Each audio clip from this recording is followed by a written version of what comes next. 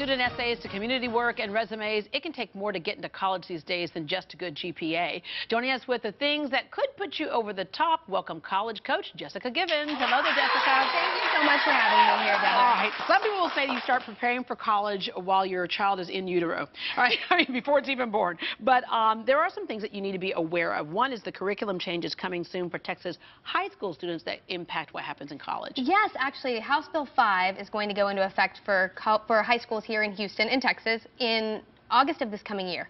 And students are going to have a greater array of options. So they'll be able to take, for instance, an accounting as a math instead of a pre-cal. Or if they're taking, if they're that doing... makes sense, because if you truly want to go into a certain specific area of math, let's say, like accounting, then sometimes people feel like you kind of struggle and waste it on something else. That's exactly right. Or sometimes kids are doing these career and technology courses, and they take extremely difficult math classes with college textbooks, but they're not allowed to count those as their math credits. So they're trying to balance that with a pre-cal class, or they call it an Algebra 2 class, and it's gotten ridiculous. Yeah. It's almost like training you for the real world. Exactly. It's real math. Okay. The other thing is, how do I find the right school for me? That's a conversation that a lot of times kids don't have, or they make their choice based on something that really doesn't have anything to do with what you want to be when you grow up. Well, absolutely. You know, the thing is that a lot of kids want to go to a particular school because their parents went there or because their friends are going there, but they may not offer the degree plan that the kids are actually interested in. Right. It doesn't, or for instance, you know, as you know, UT Business has gotten extremely hard to get into. If students want to study business and they can't get into UT Business, they shouldn't just go to UT to be at UT. They should go to a school where they can study what it is that they're passionate about. As long as it's a good program. Exactly. Yeah. And then there's actually somebody said to you, well, I want to go and I want to go Rush. I hear that a lot. Right, yes. That I want to join this sorority and I want to go through Rush. And I have to say to them, why are we going to college here? Yeah, yeah. Maybe you should take a gap year. Yeah. And enjoy yourself. The other thing that stops a lot of kids from going to school, of course, is I can't afford it, is what they'll say, is I can't afford it. And it is one of those things you got to work for. And I think they'll be surprised at how you can afford it if you just do certain things. Well, that's true. I think it's really important to note that private schools often offer more money than public schools. So sometimes it'll be less expensive for a student to go to a private school because the school wants the student so badly, willing to fund that student to go there. I had a student, it was cheaper for him to go to Notre Dame than it was for him to go to UT. Wow. They gave him $36,000 a year. Yeah. It was cheaper than the Texas Tomorrow Fund had been for his mother. Wow. Okay. Then A&M, if a family makes, what, $65,000 or less? It's free. Waive all tuition.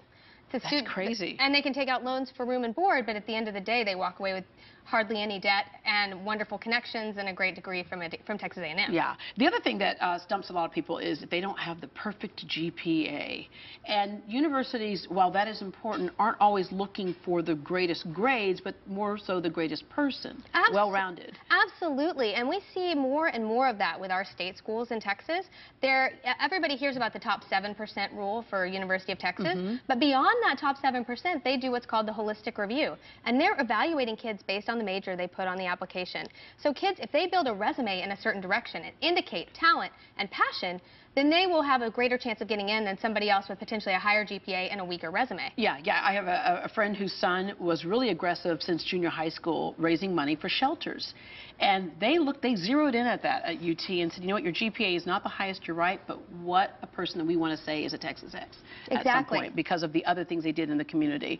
All right, for middle school and early high school students, don't waste your summer break, and kind of goes into that. What are you doing? Are you doing the volunteer projects? Are you working in the field that you love to major in? Well, you know, and with respect to summer, I think it's really important that people get bogged down looking at these expensive summer programs and think, how can I afford to spend this on this summer program? Just be active. Come up with something of your own. Start helping an elderly neighbor with the yard. This is not about racking up hours. It's not about coming up with something fancy. It's about using your time productively to benefit your community and educate yourself. Yeah, that trickles down into your work ethic and all of that.